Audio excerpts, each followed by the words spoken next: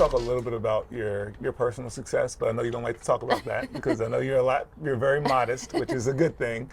But, let's talk about a little bit about your team.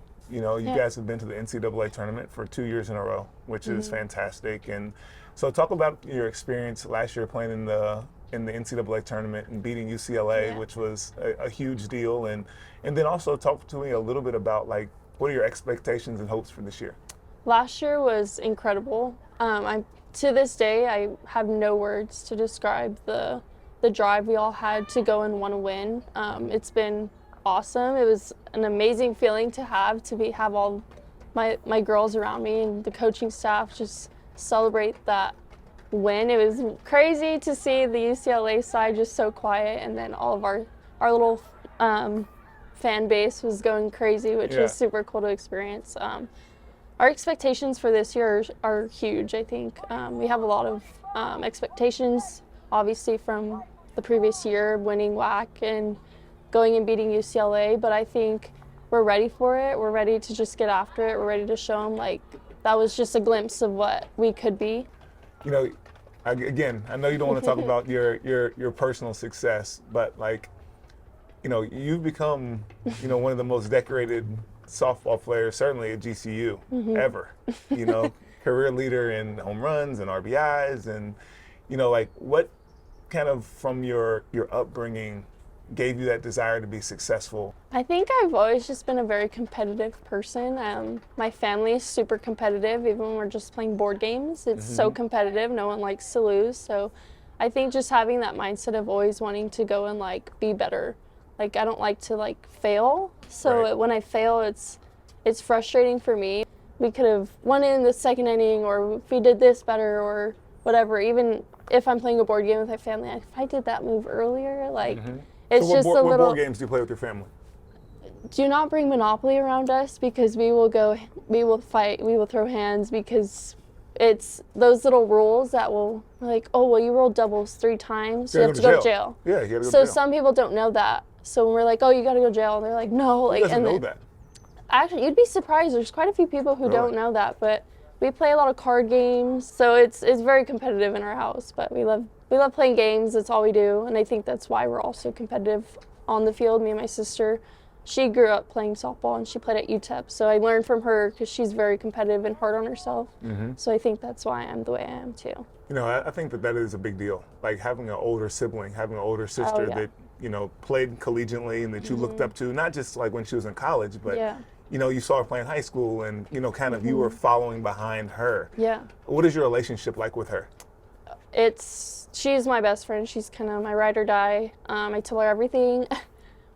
Funny thing is, we used to hate each other growing up. Like, we were not friends. We hate each other. We've bickered all the time. But I think ever since I started high school, we became really close. She was in college at the time, so we became really close. And she's my biggest supporter. She tells me the things I don't want to hear, which is what you need to hear. But I'm so grateful for her, because she's taught me so much. I've learned so much from her, watching her grow up, and kind of the person who she is. I'm try to resemble, because it's a pretty great person. I do have a question though. Okay, what do you got? What are your thoughts on kind of like when you were playing at the D1 level? What would you have thought if you had the transfer portal this big and like NIL deals back then? Yeah, that's a great question. So I was in the old regime. I'm not going to date myself with how old I am, but I was a transfer student athlete. I played 2 years at Vanderbilt as a basketball player before transferring to Xavier, and I had to sit out. That was just the way that it was, and it was an understanding that when you transferred that you had to sit out. And it wasn't a problem for me. There was no expectation of anything else, and in a lot of ways it benefited me. It was a year that I had to sit out, and I got stronger. I became a better basketball player, and I became a fifth year. I had the ability to go to school for an additional year for free, and I got a master's out of it. And so, like, it worked out fantastic for me, but I also didn't know anything different. And it's the same with NIL. The fact that I got to play college basketball, I got to travel around the country, I got to meet people, I got tons of free gear, I got to eat great meals, and I got a free education. That was enough. Now, if somebody was waving a bunch of money in front of me, you know, maybe I would have felt differently, Yeah. but that wasn't the case. So I never had that experience. Right. But I'm a lot like you. Like, I have never been like a huge social media person. I'm not probably great at it, Yeah. but I try to be authentic in who I am in the same way that you are. And, you know, maybe somebody would have given me some money for free, you know, I would have taken Yeah. it. But I don't know that I could have, you know, Right. fully committed to doing all of the posting and stuff like Right, that yeah. it would have taken to be successful. But, Yeah. you know, we are fortunate that that is an opportunity for our student Right, athletes yeah. now, that they can to utilize their platforms Yeah. for monetary success. Yeah. So that's a great question. I appreciate you asking that. And it makes me really reflect Yeah. back on my college experience that Yeah.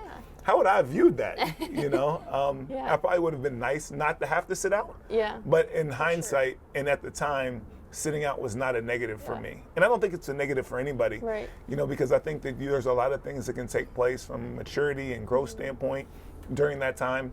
And from an educational Yeah. standpoint, you can't beat it as well. Right. Yeah. That's awesome. Yeah. I guess I have one more question, and then Keep it going. where do you think you kind of would have been now if you would have went that NBA route? I guess, if that makes sense. Yeah, sure. You know, maybe I'd have a lot more money. I don't know. You know, playing in the NBA is, you know, it would have been a tremendous opportunity Yeah. and honor. I was talking to somebody the other day that, here's a question for you. Do you know how many people have ever played in the NBA? One game? What's your guess? I wouldn't know. It's only like 4,500 people that have ever played in the NBA game. So it's like such a finite amount of people that have Right. ever played in the NBA game. And I probably wasn't good enough to play in the NBA, but you know, I was fortunate to have the ability to play professionally in Right. Europe, and it was a great experience. And I learned a lot about myself, and I grew up fast. And Yeah. living in a different culture was really Oh, cool. yeah. Like having to figure out how to navigate a different language and Yeah. different types of people was awesome. But also, this has given me an opportunity to pour back into student athletes and to be a part of college athletics in a different way.